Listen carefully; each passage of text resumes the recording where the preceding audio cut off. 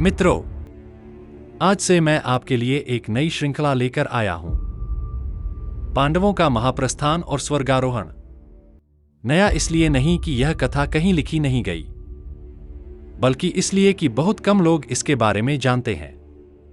भगवान श्री कृष्ण के परमधाम गमन के बाद उनके प्रिय पांडवों का क्या हुआ, शायद कुछ लोग जानते होंगे। यह कथा महाभारत के खंड 6 से ली गई है, जिसमें 2 पर्व आते हैं, महाप्रस्थानिक पर्व और स्वर्गारोहण पर्व। महाप्रस्थानिक पर्व में 3 अध्याय हैं और स्वर्गारोहण पर्व में 5 अध्याय, अर्थात कुल 8 अध्यायों की यह महागाथा है। मैं इन्हीं 8 अध्यायों को 8 भागों में सुनाने जा रहा हूं। मित्रों, यह कथा सुनने वाले कोई और नहीं, स्वयं राजा जन्मेजय हैं, जो पांडवों के परपौत्र हैं। जब वैशंपायन जी ने यदुवंश के विनाश की कथा सुनाई, तो जन्मेजय के हृदय में स्वाभाविक प्रश्न उठा, मेरे पूर्वजों का क्या हुआ? उन्होंने पूरी महाभारत सुन ली थी, परंतु यह जानने की जिज्ञासा शेष रह गई कि अंत में उनके पितामह युधिष्ठिर, भीम, अर्जुन, नकुल, सहदेव और उनकी दादी द्रौपदी, उन सब का क्या हुआ? बस वही प्रश्न इस कथा का आरंभ है। कहते हैं, जो आया है वह जाएगा अवश्य। मृत्यु ही इस संसार का अंतिम सत्य है। मेरे पूज्य गुरु स्वामी रामसुखदास जी कहा करते थे, जब बच्चा जन्म लेता है तो सबके मन में यह सोच रहती है कि बड़ा होकर यह कैसा होगा, यह क्या करेगा, अच्छा होगा, बुरा होगा, शरीफ होगा, बदमाश होगा, आदि आदि। यह सब तो अनिश्चित है, लेकिन एक बात निश्चित है कि यह मरेगा जरूर, इससे कोई इनकार नहीं कर सकता। इस सत्य से कोई नहीं बच सकता। परंतु क्या हम सिर्फ मरने के लिए जन्मे हैं? क्या यही जीवन का अंत है? यदि मृत्यु ही सबका अंतिम लक्ष्य होता तो मित्रों, मैं भगवान को बड़ा मूर्ख समझता। लेकिन नहीं, भगवान मूर्ख नहीं है। उन्होंने मनुष्य के लिए एक महान लक्ष्य निर्धारित किया है। उसका नाम है मोक्ष। अगर जीवन केवल मृत्यु तक सीमित होता तो जीवन का कोई अर्थ ही न होता। कितना भी धन कमा लो, कितने भी भोग लो, कितना भी यश पालो, अंततः सब यही रह जाता है। परंतु जीवन व्यर्थ नहीं है, क्योंकि मृत्यु के पार भी एक सत्य है, और वही सत्य हमारा परम लक्ष्य है। यह कथा, मित्रों, उसी लक्ष्य की ओर बढ़ने की एक महान यात्रा है। एक ऐसी यात्रा जहां पांडव धीरे धीरे राज्य, धन, परिवार और अंत में स्वयं अपने शरीर तक का त्याग करते हैं, केवल उस एक सत्य को पाने के लिए, जिसका नाम है मोक्ष। तो आइए, आत्मा को छू लेने वाली इस दिव्य यात्रा का आरंभ करें। पांडवों का महाप्रस्थान और स्वर्गारोहण, भाग 1। जन्मेजय ने पूछा, इस प्रकार वृष्णि और अंधकवंश के वीरों में मुसलयुद्ध होने का समाचार सुनकर और भगवान श्री कृष्ण के परमधाम पधारने के पश्चात पांडवों ने क्या किया? वैशंपायन जी ने कहा, राजन, कुरुराज युधिष्ठिर ने जब वृष्णिवंशियों के महान संहार का समाचार सुना, तब महाप्रस्थान का निश्चय करके अर्जुन से कहा, अर्जुन, काल ही संपूर्ण भूतों को विनाश की ओर ले जा रहा है। अब मैं काल के बंधन को स्वीकार करता हूं, तुम भी इसकी ओर दृष्टिपात करो। भाई के ऐसा कहने पर कुंती पुत्र अर्जुन ने कहा, काल तो काल ही है, इसे टाला नहीं जा सकता। इस प्रकार उन्होंने अपने बुद्धिमान बड़े भाई के कथन का अनुमोदन किया। अर्जुन का विचार जानकर भीमसेन, नकुल और सहदेव ने भी उनकी कही हुई बात का अनुमोदन किया। तत्पश्चात धर्म की इच्छा से राज्य छोड़कर जाने वाले युधिष्ठिर ने वैश्यपुत्र युयुत्सु को बुलाकर संपूर्ण राज्य की देखभाल का भार सौंप दिया। फिर अपने राज्य पर राजा परीक्षित का अभिषेक करके युधिष्ठिर ने दुख से आर्त होकर सुभद्रा से कहा, बेटी, यह तुम्हारे पुत्र का पुत्र परीक्षित कुरुदेश का राजा होगा, और यादवों में जो लोग बच गए हैं उनका राजा श्री कृष्ण के पौत्र वज्र को बनाया गया है। परीक्षित हस्तिनापुर में राज्य करेगा और यदुवंशी वज्र इंद्रप्रस्थ में। तुम्हें राजा वज्र की भी रक्षा करनी चाहिए और अपने मन को कभी अधर्म की ओर नहीं जाने देना चाहिए। ऐसा कहकर धर्मात्मा युधिष्ठिर ने भाइयों सहित आलस्य छोड़कर भगवान श्री कृष्ण, मामा वसुदेव तथा बलराम आदि के लिए जलांजलि दी और उन सबके उद्देश्य से विधिपूर्वक श्राद्ध किया। युधिष्ठिर ने भगवान श्री कृष्ण के उद्देश्य से व्यास, नारद, मार्कंडेय, भारद्वाज और याज्ञवल्क्य मुनि को सुस्वादु भोजन कराया। भगवान का नाम कीर्तन करके उन्होंने उत्तम ब्राह्मणों को रत्न, वस्त्र, ग्राम, घोड़े और रथ प्रदान किए। बहुत से ब्राह्मणों को लाखों कुमारी कन्याएं दी।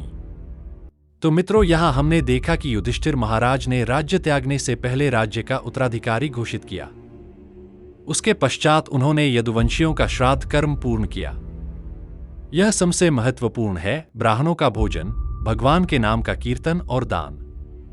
इसे हमें याद रखना चाहिए जब भी आप श्राद्ध करें, ब्राह्मणों को भोजन कराए।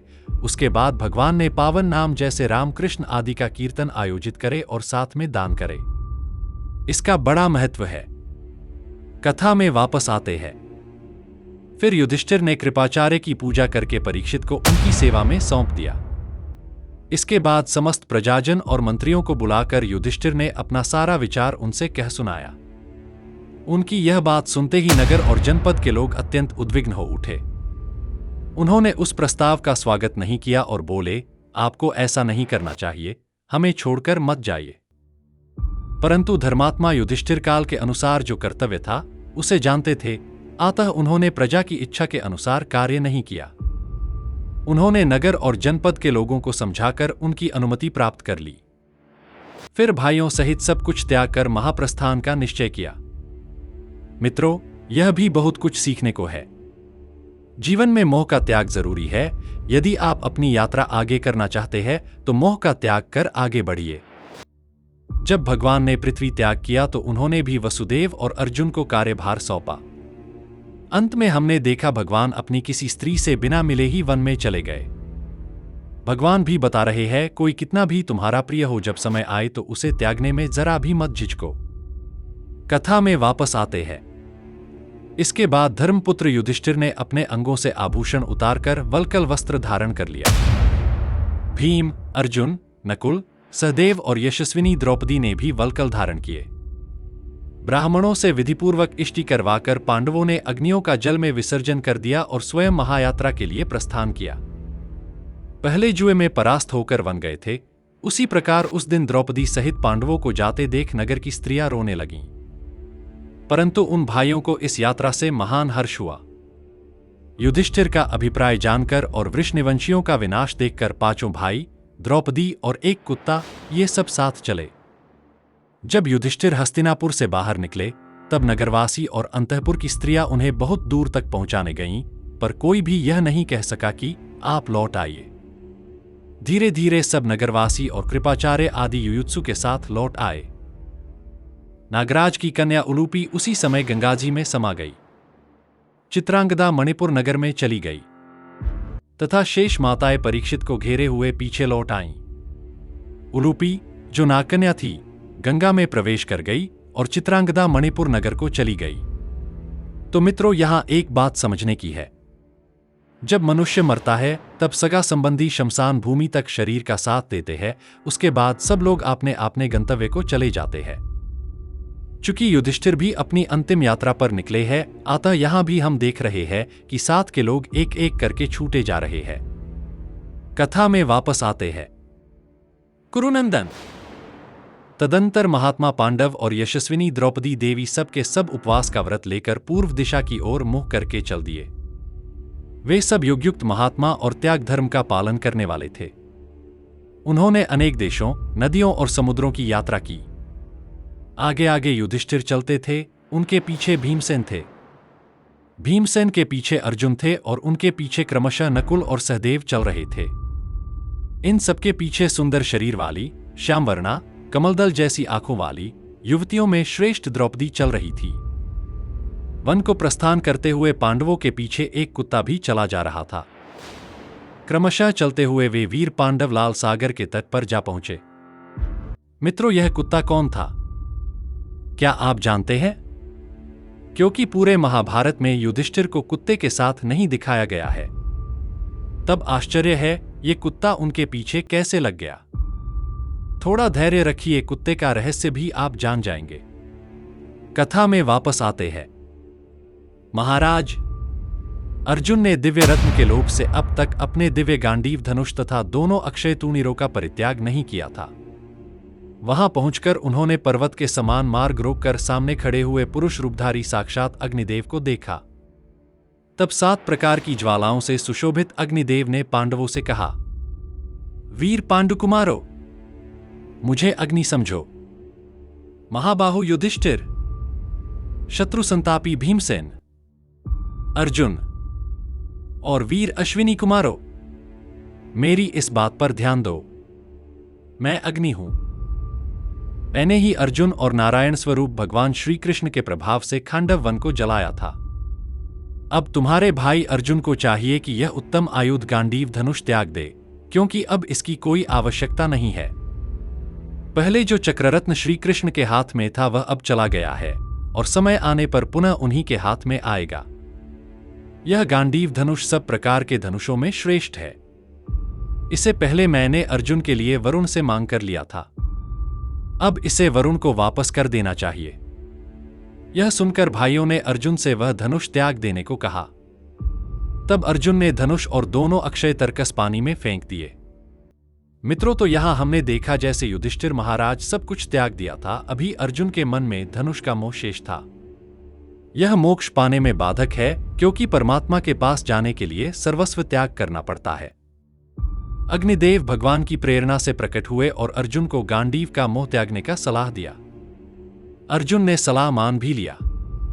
आगे कथा में इसके बाद अग्निदेव वहीं अंतर्धान हो गए और पांडव वीर वहां से दक्षिण दिशा की ओर चल दिए। भरत श्रेष्ठ, तदंतर वे लवण समुद्र के उत्तर तट पर होते हुए दक्षिण पश्चिम दिशा की ओर बढ़े। इसके बाद वे पश्चिम दिशा की ओर मुड़ गए। आगे जाकर उन्होंने समुद्र में डूबी हुई द्वारकापुरी को देखा। फिर योगधर्म में स्थित पांडवों ने वहां से लौटकर पृथ्वी की परिक्रमा करने की इच्छा से उत्तर दिशा की यात्रा की। मित्रों, पांडवों ने राजपाट त्याग कर सशरीर स्वर्ग जाने का फैसला लिया और अपनी अद्भुत यात्रा दिल्ली, हस्तिनापुर से शुरू की, जहां उन्होंने गंगा के मार्ग को पकड़कर पहले पूर्व दिशा में यात्रा की, जैसा कि कथा में वर्णित है। यह यात्रा उन्हें दक्षिण की ओर मुड़कर उस पवित्र संगम गंगा सागर तक ले गई जहां गंगा सागर से मिलती है। गंगा सागर बंगाल की खाड़ी में स्थित है। मित्रों, हमने पांडवों की यात्रा में गंगा सागर के अद्भुत पड़ाव को देखा। यह केवल 2 जलधाराओं का मिलन स्थल नहीं है, यह वह महान तीर्थ है जहां मोक्ष का सबसे बड़ा रहस्य छिपा है। क्या आप जानते हैं कि गंगा सागर इतना पूजनीय क्यों है? यह वही स्थान है जहां महामुनि कपिल की क्रोधाग्नि ने राजा सगर के 60,000 पुत्रों को क्षण भर में भस्म कर दिया था। उन पुत्रों की मुक्ति का एकमात्र निदान था स्वर्ग से गंगा का पृथ्वी पर आगमन। यहां से शुरू होती है 5 पीढ़ियों की अथक तपस्या की अविश्वसनीय गाथा। न राजा सगर, न उनके पौत्र अंशुमान और न ही उनके पुत्र दिलीप इस कार्य को पूरा कर सके। अंत में राजा भागीरथ ही अपने पूर्वजों की प्रतिज्ञा पूरी करने में सफल हुए और उनके 90,000 वर्षों की तपस्या के फलस्वरूप भगवान विष्णु के चरणों से निकली मां गंगा पृथ्वी पर अवतरित हुईं। वह गंगा जो भागीरथ के पीछे पीछे चलकर अंततः इसी गंगा सागर में मिली और सगर पुत्रों को मोक्ष प्रदान किया। आज भी यह गंगा, जो हर तरह से पूजनीय है, अपने जल में कीड़ा न लगने जैसे वैज्ञानिक चमत्कार रखती है। मेरा आप सभी से अनुरोध है, जब भी आपको हरिद्वार या ऋषिकेश जाने का सौभाग्य मिले, इस दिव्य जल को जरूर अपने साथ लाए। मित्रों, नदियां ही हमारी सभ्यताओं की जड़ हैं। यदि ये नदियां साथ छोड़ दें तो हमारी सभ्यताएं भी समाप्त हो जाती हैं। आइए हम सब मिलकर इस जीवनदायिनी मां गंगा को स्वच्छ और पवित्र रखने का संकल्प लें। जय मां गंगे। गंगा सागर से पांडवों ने बड़ा भौगोलिक मोड़ लिया और पहले दक्षिण पश्चिम की ओर और फिर पूरी तरह पश्चिम की ओर बढ़कर गुजरात के तट पर पहुंचे, जहां उन्हें समुद्र में डूबी हुई द्वारिकापुरी के दुखद दर्शन हुए। द्वारिका से उन्होंने अपनी यात्रा का निर्णायक अंतिम चरण शुरू किया और पृथ्वी की परिक्रमा पूरी करने की इच्छा से सीधे उत्तर दिशा की ओर बढ़े, जिसने उन्हें भारत के बर्फीले शिखर हिमालय तक पहुंचाया, जहां से केवल धर्मराज युधिष्ठिर ही अपने श्वान धर्मदेव के साथ सशरीर स्वर्ग के मार्ग पर आगे बढ़ सके। पूरी कथा मैं अगले एपिसोड में कहूंगा। मित्रों, इस भाग में हमने देखा भगवान श्री कृष्ण के परमधाम गमन और यदुवंश के विनाश का समाचार सुनकर पांडवों ने मृत्यु के सत्य को स्वीकार करते हुए जीवन के परम लक्ष्य मोक्ष के लिए महायात्रा का निश्चय किया। युधिष्ठिर ने बिना किसी मोह के राज्य का भार परीक्षित और वज्र को सौंप दिया। समस्त परिवार और प्रजा का त्याग कर पांचों पांडवों और द्रौपदी ने वल्कल वस्त्र धारण किए और एक रहस्यमय कुत्ते के साथ यात्रा आरंभ की। उनकी यात्रा पूर्व दिशा से शुरू होकर गंगासागर तक गई, फिर पश्चिम की ओर मुड़कर द्वारिका के दुखद दर्शन किए। मार्ग में अग्निदेव ने प्रकट होकर अर्जुन से उसके प्रिय गांडीव धनुष का मोह त्याग करवाया। अंत में सब कुछ त्याग कर उन्होंने पृथ्वी की परिक्रमा की इच्छा से अपनी अंतिम यात्रा उत्तर दिशा हिमालय की ओर मोड़ दी, जहां से उनका वास्तविक स्वर्गारोहण आरंभ होना था। यह भाग हमें सिखाता है कि मोह का त्याग ही मोक्ष के मार्ग की पहली शर्त है। मित्रों, यहां एक नहीं बल्कि दो बड़े रहस्य और रोमांच शेष हैं। पहला, हिमालय के रास्ते में सबसे पहले कौन गिरा? पांडवों की यह अंतिम यात्रा हिमालय के बर्फीले रास्तों पर उन्हें मोक्ष की ओर ले जाएगी, लेकिन वहां द्रौपदी, भीम, अर्जुन, नकुल और सहदेव के साथ क्या हुआ? उन पांचों में से किसने सबसे पहले अपने शरीर का त्याग किया और क्यों? कुत्ते का रहस्य क्या है? युधिष्ठिर के पीछे चलने वाला यह रहस्यमय कुत्ता कौन था जो महाभारत के किसी भी पिछले अध्याय में नहीं दिखा? क्या वह केवल एक साधारण जानवर था या उसका कोई दिव्य उद्देश्य था? अगले भाग में हम जानेंगे कि उत्तर दिशा की इस महायात्रा में सबसे पहला त्याग किसका हुआ और उस त्याग के पीछे का गहरा रहस्य क्या था। देखते रहिए पांडवों का महाप्रस्थान और स्वर्गारोहण भाग 2। जय हिंद, जय श्री राम।